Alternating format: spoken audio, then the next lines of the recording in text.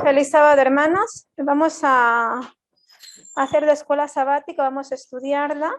Y se titula Vino a servir, ¿no? Y nos habla acerca de ¿quién fue el que vino a servir?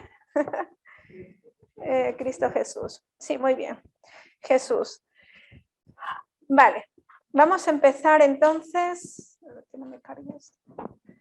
Vamos a empezar y la introducción nos dice, nuestro gran modelo fue exaltado a pie de igualdad con Dios. ¿Quién era nuestro gran modelo? Muy bien. Era un alto comandante en el cielo. Todos los santos ángeles se complacían en inclinarse ante él. Y otra vez, cuando introduce al primogénito en el mundo, dice, adórenle todos los ángeles de Dios. Jesús tomó sobre sí nuestra naturaleza, dejó de lado su gloria, majestad y riquezas para cumplir su misión, para salvar lo que se había perdido. Cuando yo me pongo a pensar a veces el poder que tenía Jesús en el cielo, de todo lo que disponía, todo lo que él, digamos, todo su, o sea, todo lo que tenía alrededor, todos los que le adoraban, todo, o sea, toda su vida allí en el cielo, es que lo dejó todo. Y para venir aquí, ¿a qué? A que también lo trataran bien, a que también lo quisieran, a que también lo honraran, no, es que totalmente todo lo contrario. Es como, a veces yo pienso como que una persona, yo que sé, presidente de una gran multinacional que tiene todas a sus pies, se va de obrero en su propia empresa a empezar, yo que sé, de reponedor de almacén, de carretillero, de algo, y que lo vayan denigrando, que lo vayan humillando. Y claro, como decir, él teniendo todo el poder y teniendo toda su grandeza, humillarse de esa manera, ¿no? Pero vemos que nosotros como seres humanos somos casi que incapaces de hacer eso, pero vemos que Jesús lo hizo y todo fue por amor a nosotros. Dice, no vino para ser servido, sino para servir a los demás. Jesús, cuando fue denigrado, injuriado e insultado, no tomó represalias. ¿Qué hacemos nosotros cuando alguien nos hace un daño? Lo primero, nos enfadamos. ¿A quién le gusta que alguien le diga algo que no le gusta o que es injusto? ¿Sí? O que es injusto también, yo qué sé, hablan de alguien o simplemente le acusan de algo y que sabes que es injusto, te duele en el alma, pero muy en el alma, y de pronto te resientes, de pronto te enfadas y dices, es que yo a ese ya no le vuelvo a hablar, yo mejor con ese no me voy a juntar, porque nos duele, o sea, como seres humanos es que duele que te traten así, pero vemos que Jesús, ¿qué dice? No tomó represalias. Y por eso justamente es nuestro gran modelo, porque no tomó represalias. Y nosotros es lo que tenemos que aprender. Si alguien nos hace daño, intentar de alguna manera que no te afecte demasiado, porque en algunas ocasiones puede ser que el daño sea evidente y grande, y puede ser que en alguna ocasión sencillamente decimos, no, es que tú me has mirado mal. O sea, es que eso ya es como tener el yo, pero súper, súper grande, que solo porque te han mirado mal, tú ya te sientes, vamos, te sientes una persona que está, pero sí, súper dolida y enfadada y enojada porque simplemente te han mirado mal, ¿no? Entonces Jesús es nuestro, como nos dice aquí, nuestro gran modelo. Y quien cuando le maldecían no respondía con maldición. Cuando nosotros nos enfada, ¿qué hacemos? Gritamos más, ¿no? Si este me grita, pues anda, yo le grito más. Si este me dijo, pues yo un poquito más. No, pero ¿qué nos dice Jesús? Que él callaba, él no respondía de la misma manera. ¿Y cuán complicado es? El micrófono, sí. Sí, pero bueno, ya no, que estar atentos. Sí, como nos dice Lourdes, si no gritamos y no respondemos, quizás lo que sí hacemos, guardar rencor. Y qué complicado es sonreír a alguien que te ha hecho daño. Es muy complicado, más que nada cuando tú sientes que te ha hecho muchísimo daño, ¿no? Entonces intentemos ir pasando un poquito de lo que nos sucede, porque nosotros también podemos hacer daño a alguien y nos gustaría que también nos trataran de la misma manera, ¿no? Muy bien, continuamos, que ya todavía no hemos empezado y tengo solo media hora. Dice, preparando el camino. La primera pregunta, ¿quién como un ángel iba a presentarse ante el Señor? ¿Y quién predicó el mensaje de arrepentimiento que preparó el camino? Vamos a ver, hablar aquí de un grande en esta tierra. ¿Sí? ¿Quién me puede ayudar? Carmita. Vale, muchas gracias. Aquí encontramos quién como un grande iba a presentarse ante el Señor, era el mismo Señor Jesús. Sí. ¿Quién predicó el mensaje de arrepentimiento que preparó el camino? Yo tuve un poco de dudas aquí. Porque el Señor Jesús también anunció el evangelio, predicó o consoló al pobre, al abatido. Sí. Y también fue Juan Bautista, porque la pregunta dice, ¿quién predicó el mensaje de arrepentimiento que preparó el camino? Es Juan Bautista. Entonces sería la respuesta el mismo Señor Jesús y también Juan Bautista, que preparó el camino para la primera venida del Señor Jesús. Muy bien, gracias Carmita. Malaquías dice, yo envío a mi mensajero, como dice, el cual preparará el camino. ¿Qué es? Vamos a ir, ¿qué es preparar el camino? ¿Cuándo nosotros podemos decir, es que voy a ir a preparar un camino? ¿Qué significa preparar el camino? Es que, ¿hay camino o no hay camino cuando vamos a preparar uno? No hay camino. Sí, puede haber camino y está totalmente con malezas, con todo, o puede no haber camino. Entonces, preparar el camino es ir a hacer aquella ruta, es quitar las piedras, cortar la maleza, quizás pasar una máquina. No, eso es preparar el camino. Entonces, ¿qué fue lo que hizo Juan el Bautista? Quizás eso, preparar las mentes de las personas para que pudieran aceptar a aquel que venía, ¿no? Aquel que iban a ser como un bebé. Entonces, eso sería preparar el camino. Eso fue lo que hizo. Bueno, pero iban a ser como un bebé. Se llevaban medio año los dos de diferencia. Bueno, pero... No, ya lo sé, ya. Sí, se llevaban 6 meses más o menos de diferencia. Se llevaban 6 meses de diferencia. Pero bueno, pero nació como un bebé. Pero bueno, vale. Entonces, lo que iba a hacer Juan era preparar justamente, como decía Germán, las mentes, ¿no? Porque no era un camino en sí físico, preparar las mentes de las personas para que pudieran aceptar a ese ser, al Mesías, ¿no? Como que iba a venir, bueno, aquí que iba a ser, nos dice el mediador entre nosotros y Dios. Muy bien. Sí, adelante. Sí, la nación de Israel sabía que iba a venir un siervo de Dios, un hombre extraordinario como Moisés. Ya lo sabían. Las profecías del Antiguo Testamento así lo señalaban. Abundantes versículos del Antiguo Testamento lo declaraban. Entonces, el papel de Juan el Bautista era enseñarles a su pueblo, a su nación, de que este personaje que ellos anhelaban, así lo dice el versículo de Malaquías 3:1, ¿sí? Aquellos a quien ellos deseaban, a quien ellos esperaban, estaba pronto a venir, ¿no? Y para eso él, claro, tenía que utilizar las profecías del Antiguo Testamento que hablaban del Mesías. Es decir, les tenía que preparar a ellos para que cuando lo viesen, le reconociesen, ¿no? Tal como las Escrituras lo decían, sí, y le recibiesen, ¿verdad? Y sí, esto tuvo éxito, porque multitudes le creyeron a Juan el Bautista. Sí. Sí, es verdad, multitudes creyeron a Juan y claro, era que, como dice Germán, pues que lo reconocieran como el Mesías, porque las profecías lo decían, pero ahora, ¿quién sería, no?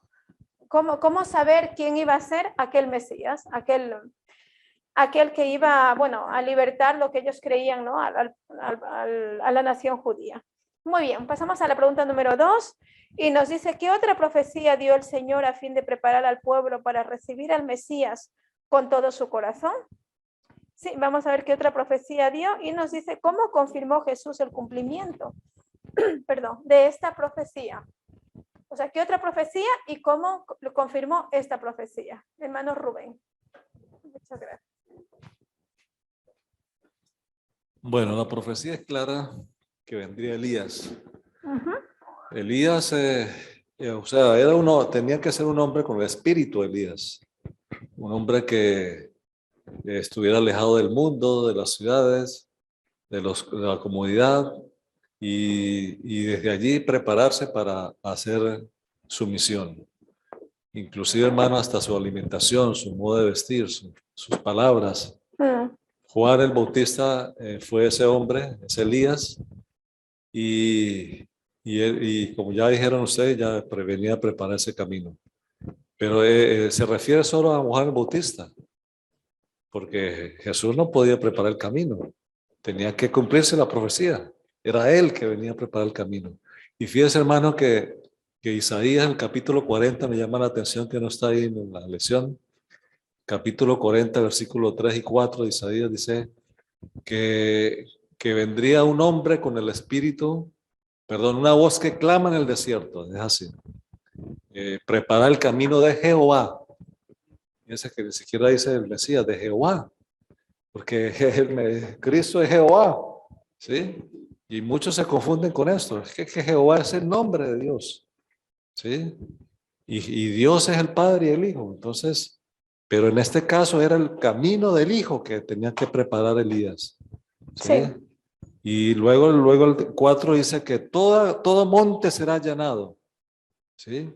Luego también en Malaquías dice que él vendría a conformar, a reconciliar el corazón de los hijos con los padres, de los padres con los hijos. Es decir, que tenía que haber una preparación. Él tenía que ser el mediador, el intermedio entre el pueblo y el Señor y preparar, porque el que venía, hermanos, él lo enfatizaba muy bien, que no era digno ni siquiera desatar los cordones de sus sandalias.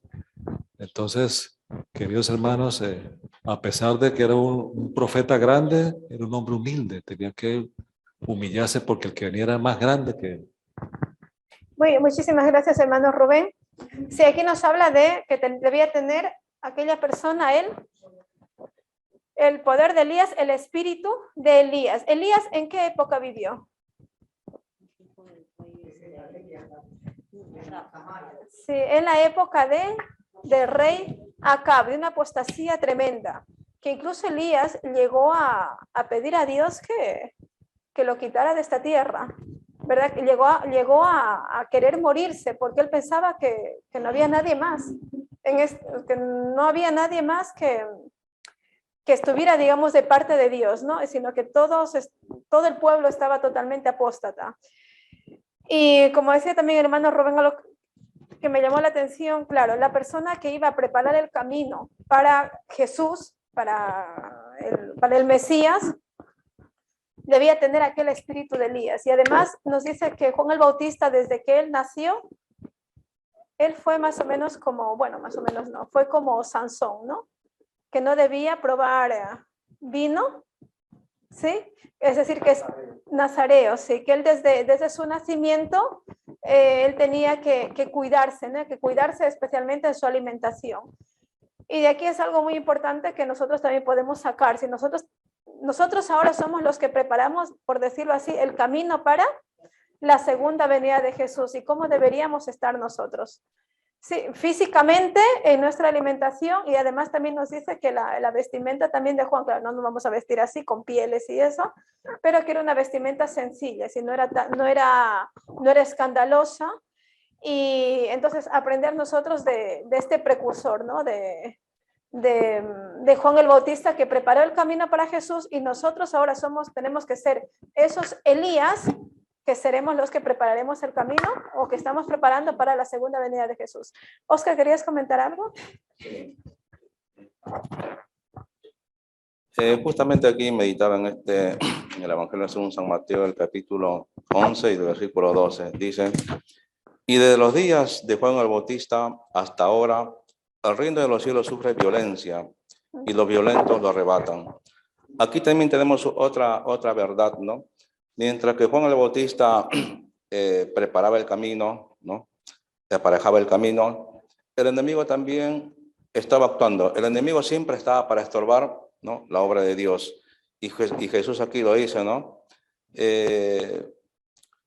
Dice, el reino de los cielos sufre violencia. ¿Quién es el reino de los cielos? El reino de Dios, el reino de los justos y santos. Era Cristo. ¿Se acuerdan cuando Juan dijo, aquí el reino de Dios se ha acercado? El reino de los cielos era Cristo, que ya estaba en la tierra. Y justamente fue el enemigo en quien utilizó aquellos que no creían, ¿no? Eran instrumentos del enemigo, los mismos sacerdotes, parte del pueblo, los escribas y todos aquellos líderes religiosos que estorbaban, ¿no?, la prédica de Cristo, ¿no? A la vez que esto se difundía, ¿no?, que se predicaba, que se convertían, también el enemigo también actuaba, ¿no?, para estorbar la obra. Sí, Satanás no descansa, desde luego, él está muy atento a todo lo que sucede para luego poner allí piedra de tropiezo. Muy bien, pasamos a la pregunta número 3, bajo el subtítulo Predicando la justicia del Señor. ¿Cuál iba a ser la esencia de su predicación? Es decir, ¿en qué se iba a basar su predicación? ¿Cuál iba a ser el meollo? ¿Y cómo se cumplió esta profecía en el asombroso ministerio del Salvador? Elita, muchas gracias.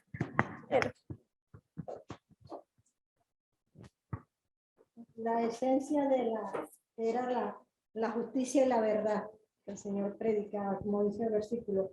No oculté tu misericordia y tu verdad en grande congregación. Dice, ¿cómo se cumplió esta profecía en el asombroso ministerio del Salvador? Dice, cuando el Señor recorría las ciudades, aldeas, predicando el evangelio y sanando toda clase de enfermedad. Ahí se cumplió esta profecía. Muy bien, muchísimas gracias, Elita. Sí, la esencia de su evangelio, como nos dice, iba a ser ¿qué? La justicia y la verdad. Cuando Jesús empezó a ministrar, el pueblo judío tenía muchísimas tradiciones, por decirlo así, ¿no?, que un poco ahogaban al mismo pueblo, ahogaban la fe, ahogaban el evangelio, ahogaban el conocimiento que ellos tenían acerca de Dios con tantas tradiciones, especialmente en los días sábados, cuántos pasos caminar, qué cosas no hacer. Es decir, muchas tradiciones que al final como que la religión se volvía un poco asfixiante, ¿no? Pero ¿qué fue lo que vino Jesús? Y él derribó algunas barreras. Dijo, antes era ojo por ojo, diente por diente, ahora no, ahora es esto. Antes era aquello, ahora es lo otro, ¿no? Entonces Jesús vino como a impartir justicia y a impartir lo que era realmente la verdad. Y algo muy incansable en Jesús era que él recorría, nos dice, absolutamente todo. Es decir, él se recorría aldeas, ciudades, y antes no habían coches. No, ¿cómo recorrían? ¿Cómo se hacían los trayectos? Claro, no se decía, está aquí a 100 kilómetros de distancia, sino ¿cómo se decía a cuánto de distancia estaba? No, ¿a cuántos días de camino? Yo que sé, aquella ciudad está a medio día de camino, la otra ciudad está a 2 días de camino. Era la forma de medir, digamos, de medir la distancia, ¿sí? Porque ahora podemos decir, está a 20 kilómetros, sí, por kilometrajes, porque vamos con coches. Claro, en cambio ayer era a cuántos días de camino, a mediodía, a 2 horas de camino, a 3 horas, era la forma de medir.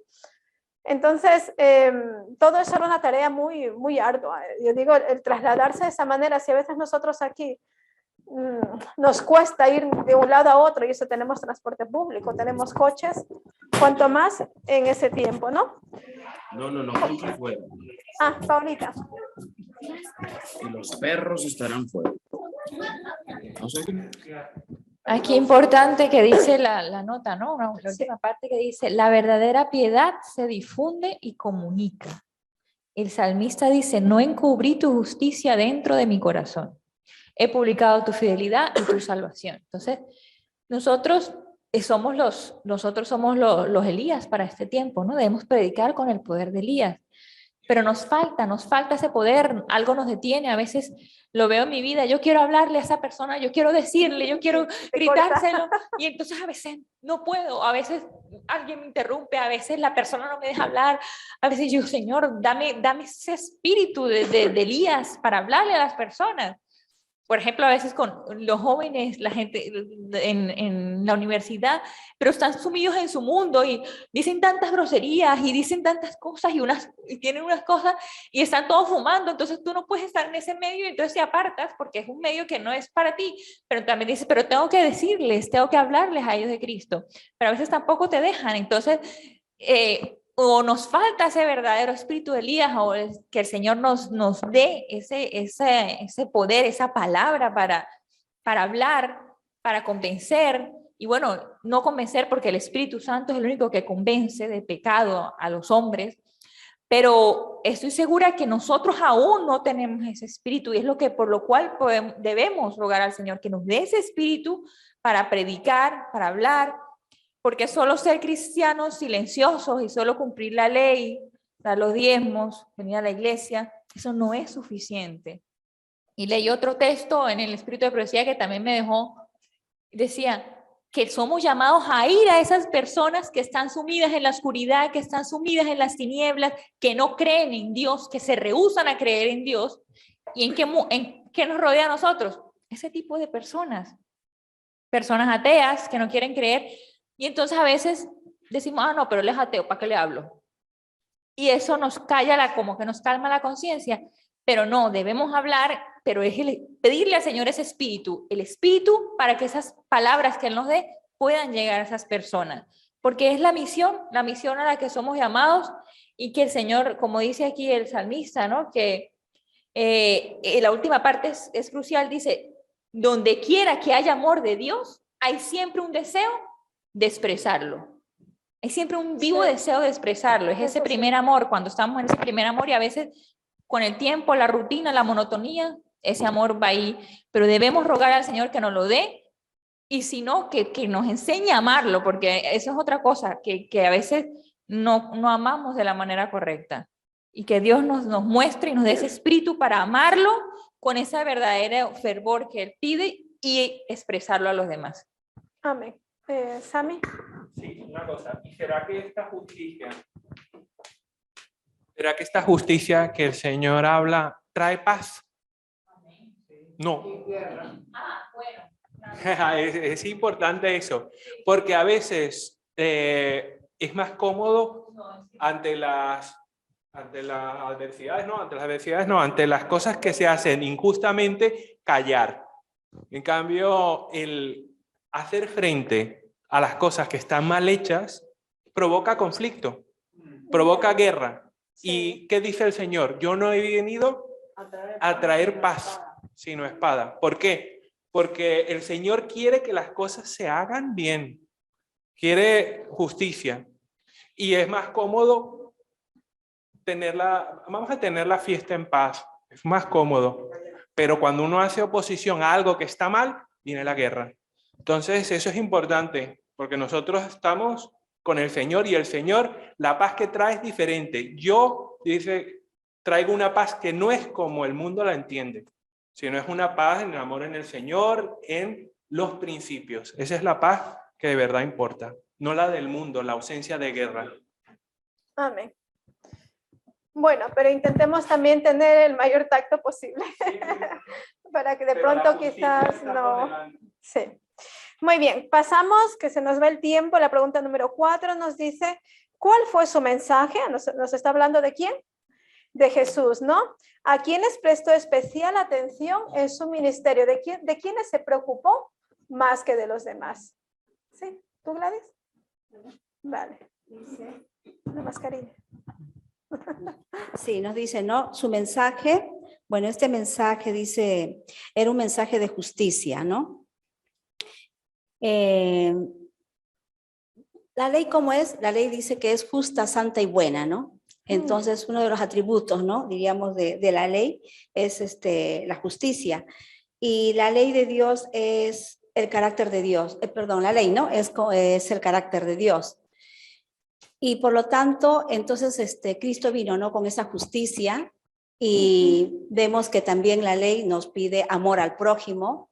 Y aquí nos dice, ¿no? Que Jesús vino, dice, en su pregunta dice, ¿a quiénes prestó especial atención, ¿no? En su ministerio, entonces prestó atención a la A la gente pobre, ¿no? A los menesterosos, a los abatidos. Aquí dice, ¿no? Tendrá misericordia del pobre, del menesteroso y salvará las almas de los pobres. También nos dice que vino a predicar buenas nuevas a los abatidos, a vender a los quebrantados de corazón, a vendar a los quebrantados de corazón, a publicar libertad a los cautivos y a los presos abertura de la cárcel. Bueno, en el Lucas también nos dice lo mismo, ¿no? Dar buenas nuevas a los pobres. También a sanar, ¿no? Entonces, eso es la obra que hizo Cristo, ¿no? Cuando vino aquí, ¿no? Cristo se dedicó, o sea, en su ministerio, se dedicaba mucho a hacer obras así de... Con la gente que más... que lo necesitaba, ¿no? A los pobres, a predicar, a sanar enfermos. Hizo muchas, o sea, obras de curaciones, ¿no? Y vemos que esa es la obra que nosotros también tendríamos que hacer, ¿no? Sí, Amén. gracias. Si nosotros decimos que tenemos que imitar a Jesús, y hay un himno también que dice, imitar a Jesús ha de ser, bueno, no canto yo porque si no, pero bueno, vosotros sabéis.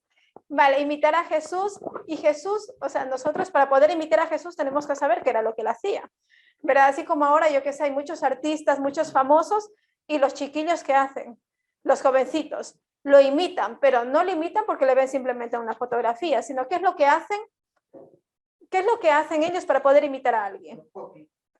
No, lo investigan, ¿sí? Investigan su vida, investigan sus fotos, yo qué sé, sus redes sociales, en dónde están, cómo se visten, qué comen, qué es lo que hacen. Entonces, si nosotros queremos imitar a Jesús, ¿qué también tenemos que hacer? Investigar. Investigar cómo era la vida de Jesús. Y como nos decía aquí Gladys, él vino especialmente a los que más, absolutamente más lo necesitaban. ¿Y quién más necesita una ayuda? Sí, aquel que, sí. O sea, todos necesitamos una ayuda, pero por ejemplo, si yo paso por la calle y veo quizás a alguien que yo que sé que tiene trabajo, que tiene una vida más o menos estable, y veo quizás a otra persona que está pidiendo en la calle, ¿quién pienso que necesita más ayuda? Lógicamente aquel que veo en ese momento económico, claro, aquel que está pidiendo, ¿no? Entonces, Jesús nos dice que vino, pero no solamente a darles ayudas físicas, sino también ayuda espiritual, a los quebrantados de corazón. Exactamente. Tienen unas carencias físicas y materiales que no han sido cubiertas. Ajá. Y entonces la mente, el corazón está dispuesto a ser receptivo. También una persona sí puede ser que tenga problemas, qué sé yo, familiares, pero tiene trabajo, tiene un sueldo que le entra mensual, tiene una casa, un techo donde vivir, que bueno, algunas personas no lo aprecian, pero es diferente la situación de una persona que tiene sus necesidades materiales cubiertas, alguien que no las tiene cubiertas. Entonces, hay más aflicción de espíritu, el que está postrado en un hospital, el que tiene que salir a pedir o pedir dinero para poder cubrir el alimento o darle comida a sus hijos.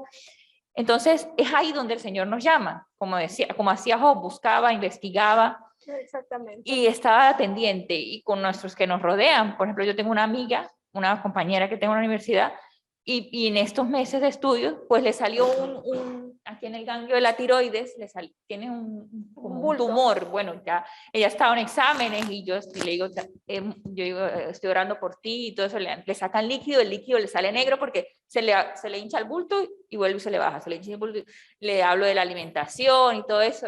Ella intenta cuidarse, pero a nuestro alrededor hay mucha gente que lo pasa mal. Y entonces hay enfermedades que te afligen profundamente, tanto física como espiritual y mental. Y es ahí donde el Señor nos llama a que vayamos, porque nosotros no podemos hacer nada, pero Cristo sí. Cristo puede obrar. No, y nos puede dar los medios para nosotros poder ayudar. Gladys, ¿quieres comentar? Sí, de lo que decía es verdad que todos estamos necesitados, ¿no? En realidad todos, ¿no? Porque tanto los pobres como los que tienen una situación económica buena también tienen necesidades. Lo que pasa es que al pobre nosotros lo podemos ver, o Se la nota. gente que pide, claro, se les Exacto, nota, se ¿no? nota. Y en cambio la gente que tiene más solvencia económica no lo vemos, pero también tienen sus dificultades. Y ellos, pues sí, otro tipo de problemas, pero igualmente todos sufren, todos sufrimos, ¿no? Sí, eso sí es verdad. Escuchaba esta semana una predicación y hablaba un pastor de, bueno, nos estamos casi pasando de la hora, pero bueno, en un minuto, de uno que es pero es en Brasil, es presidente, bueno, de una multinacional que ahora mismo ya no recuerdo qué era, pero bueno, el asunto es que este señor era, porque ahora ya no, era ateo, ¿sí? Era ateo y tenía un carácter bastante irascible. Entonces él dirigía una empresa muy grande, tenía muchísimo poder adquisitivo, tenía mucha riqueza, mucho dinero, pero su vida no la tenía como muy resuelta. Llegó a su casa un día, se enfadó con su esposa, peleó, gritó y por no querer quizás hacer más daño salió, pero, o sea, pero él en sí, dentro de sí, él no estaba bien, no estaba en paz, ¿no? Salió y se fue a dar una vuelta por allí, por Brasil, por una noche, y cuando... caminando, se fue por ahí caminando y llegó cerca de un estadio en donde vio que había alguien que hablaba y se acercó un poco, y estaba un pastor predicando allí acerca del amor de Jesús y él dijo, bueno, igual no tengo nada que hacer, cogió, se sentó ahí al lado y empezó así como medio a escuchar. Y cuando iba escuchando acerca del amor de Jesús, él sentía que le hablaban a él, le decía, a ti que de pronto tú no crees en Dios. Y él decía, pero es que este hombre no me conoce, se me está hablando a mí directo. Tú que no crees en Dios, tú que de pronto en este momento estás intranquilo, tú que ves que tu vida es un desastre aunque tengas posibilidades económicas. Y él dijo, no, es que aquí me están desnudando, me están hablando a mí. Dice, no, me voy. Y se levantó para irse. Tú que de pronto te vas. Y él dice, tú que de pronto ahora te levantas y te vas. Claro, el pastor no tenía idea de lo que estaba pasando allí, de lo que estaba escuchando. Y el otro decía, a ver, ¿quién me está mirando? Dice, tú que de pronto te vas porque ya no puedes con tu vida y no sé qué. Sí. Y él sentía, había mucha gente allí y él sentía como que le estaban hablando a él, ¿no? Porque era su problema en ese momento. Bueno, el asunto es que él se fue a su casa y había más predicaciones y cada día iba un ratito, y ahora nos dice que es uno de los mayores, un gran militante, adventista, y que su vida cambió totalmente. Entonces, por eso lo que decía, nosotros quizás a los pobres sí que vemos su necesidad, pero una persona con mucho poder adquisitivo también puede tener su vida destrozada, ¿no? Entonces, que podamos llegar a todos. Pregunta número 5. El interés y la confianza de los gentiles.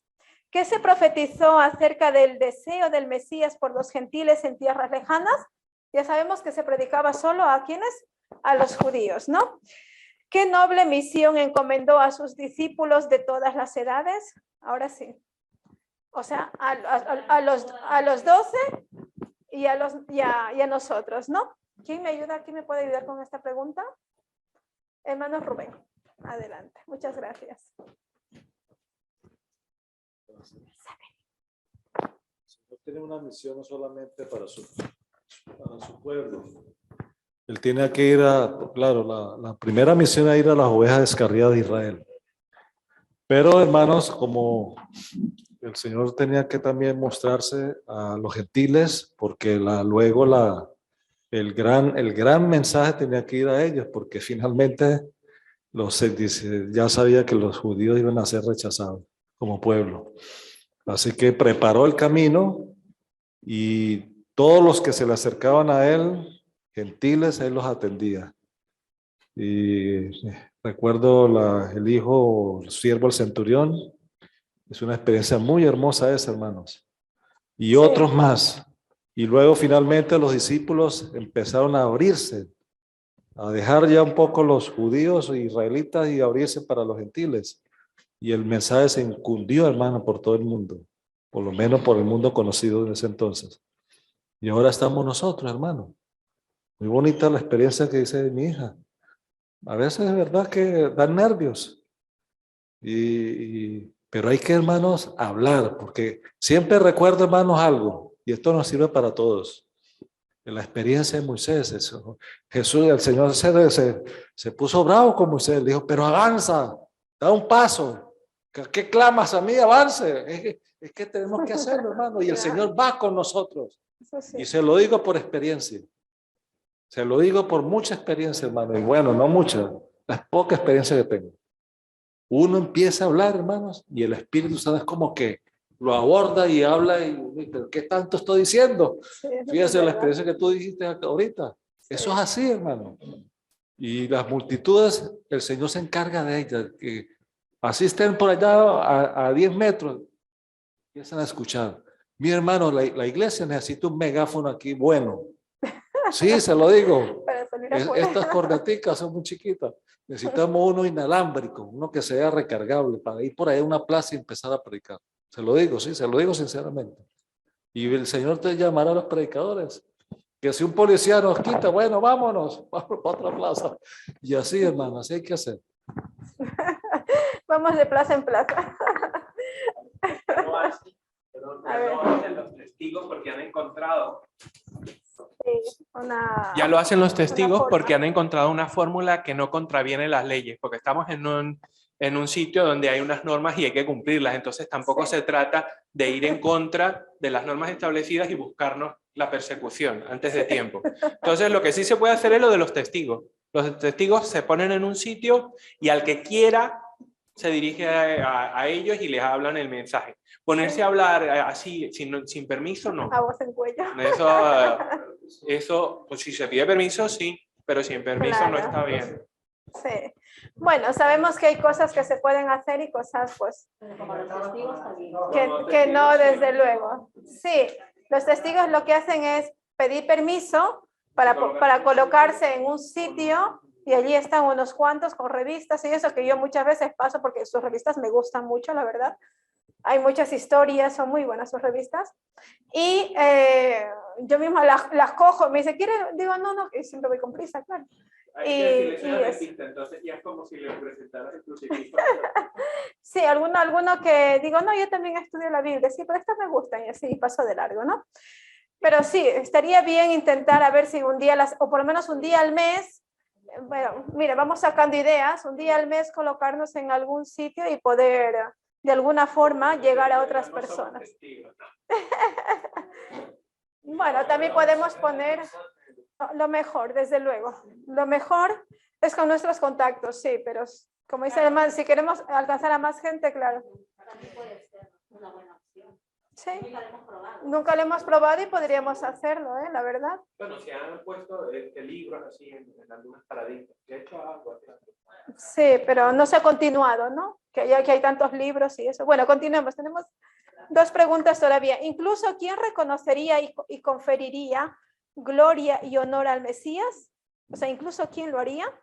¿Y cuándo se cumplió esta profecía? ¿Quién me ayuda? Amelia, si tú me puedes ayudar, por favor. Yo leo la... Vale, perfecto, como desees.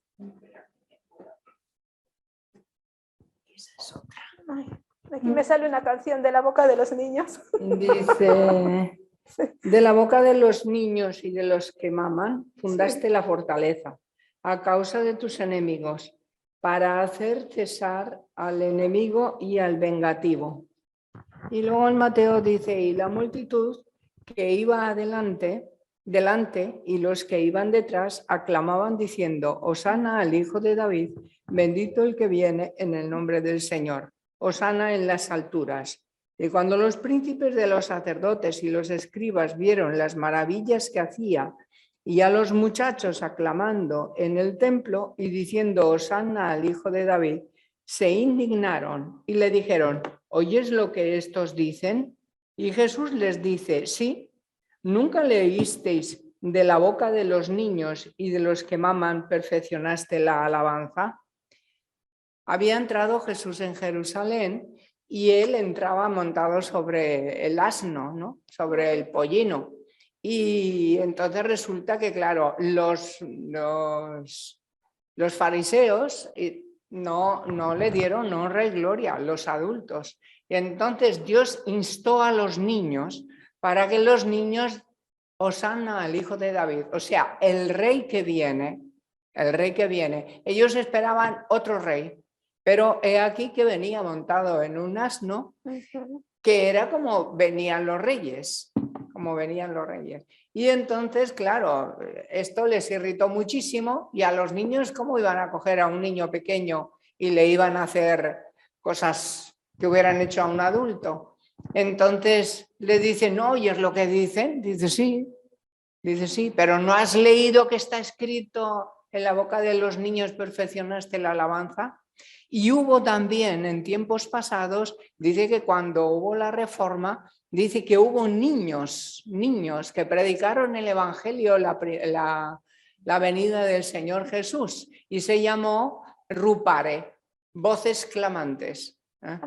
Así que el Señor puede obrar, y como dice que si los niños no hablaran, en ese momento para darle gloria las piedras clamarían. El Señor nos ayuda. Muchísimas gracias, Amelia. Lourdes también tiene aquí una... Bueno, aquí hay una pequeña lectura que quiero dar. Dice, a menudo pueden silenciar a un enemigo de Dios por medio de una pregunta inocente o una observación sencilla. Como el alfiler pequeño que pincha un globo grande, así también estos desconocidos seguidores del Cordero frecuentemente rebajan los humos de los que niegan la mano de Dios en la creación y en la providencia. Nos habla de los niños. Y esto yo lo pude ver en casa, y no una vez, muchas veces. Lo digo porque no está mi cuñado. Joel, doy gracias a Dios que él puede venir, ahora no tan seguido, pero en esos sábados que ha podido venir ha aprendido y mucho, tiene buena memoria. Y claro, siempre que hay algo o alguien en casa dice algún comentario, entonces él sale y se para y debate con él. Y claro, la otra persona es, pero ¿por qué? Bueno, siempre como en contra, ¿no? Lamentablemente. Pero él, con el poco conocimiento que tiene, es que lo defiende. Y los niños no tienen ese temor que tal vez los mayores, que ya podíamos callar o bueno, o tratar un poco de tranquilizarnos. Él, en cambio, ya, y hasta se pone, yo veo así como rojo, pero ¿por qué piensas esto? ¿No ve que él es el que creó todo y que gracias a él? Entonces, y digo yo, con lo poco que sabe, y qué más nuestros niños, la importancia de enseñarles, porque a ellos no los pueden callar. Y también veo, tal vez no en todos los aspectos o en todas las personas, que habrán, por ejemplo, de mi cuñado hablo, entonces él con seguridad como habla el hijo, pues él se queda así un poco callado porque es verdad, refuta el otro y entonces no sabe qué decirle y al final se queda callado. Y en todas las veces que han así debatido, bueno, lo digo así entre comillas, se queda callado, el papá se queda callado. Entonces la importancia también de los niños es enseñarles para que ellos sepan responder a la hora de hacerlo. No digo, gracias Lourdes. ¿Y cuántas familias han unido a la iglesia? Porque los niños han empezado primero a ir a la iglesia, ¿no? Y después ya papá, mamá se van conociendo, estudian y se unen. Pero ¿cuántos niños son los que primero van a la iglesia porque le lleva el amiguito, el vecino, el tío, el cuñado? Y así como Lourdes mismo, que trae a su sobrinito, y ellos son los precursores, ¿no? En cuántas familias. Muy bien, terminamos. Uy, ya me matan. Aunque no pertenecía a la tribu de Leví, ¿qué oficio ocuparía el Mesías y por cuánto tiempo ministraría en este cargo? Hermana María Landeo. Que participe también. Y terminamos. Bueno, acá nos habla, dice, juró Jehová y no se arrepentirá. Tú eres sacerdote para siempre, según él, Melquisedec. Entonces, él dice es sacerdote porque él había creado para siempre. Entonces, el Señor Jesús es sacerdote para toda la vida, aunque no pertenecía, dice, a los levitas, ¿no? Entonces, él es el que es para siempre y para toda la vida, ¿no? Hasta los últimos fines de la tierra. Muchísimas gracias. Hermana María, sí, él es el sumo sacerdote, ¿no, verdad? ¿Y qué función tenía el sumo sacerdote o los sacerdotes en la tribu de Leví? Tenían la función de ser mediadores, ¿no? Intercesores para el perdón de los pecados del pueblo. Bueno, terminamos con Oscar. Y así... Efectivamente, como dice la pregunta, Jesús no pertenecía a la tribu de Leví. ¿No? Él perteneció a la tribu de Judá, ¿no? Pero sin embargo, dice, En él se unieron pues la realeza y el sacerdocio, ¿no? Así como en el del rey de Salem, ¿no? El rey de Salem también era aparte de ser un gobernante, un rey, también era sacerdote, a quien Abraham lo reconoció.